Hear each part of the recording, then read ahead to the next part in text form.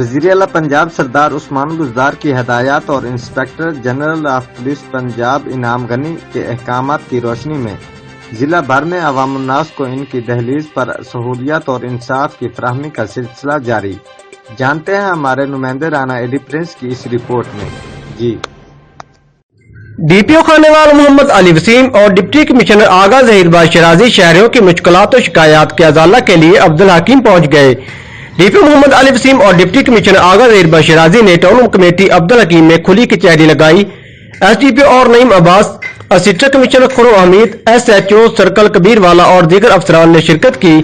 D P او اور deputy commissioner نے شہریوں کے مسائل سن کر موقع پر فوری فراہمی کے احکامات جاری کیے۔ پولیس ٹیم ضلع میں بھر میں جرائم پیشہ عناصر کے خلاف جنگ لڑ رہی ہے۔ عوام جرائم پیشہ افراد کی نشاندہی کرے، ان پر ہاتھ ڈالنا پولیس کی ذمہ داری ہے۔ ڈی پی او محمد علی وسیم۔ وزیر اعلیٰ پنجاب کی قیادت میں عوام کے مسائل کے حل کے لیے کوشاں ہے۔ ڈپٹی کمشنر آغا ظہیر باز شرازی۔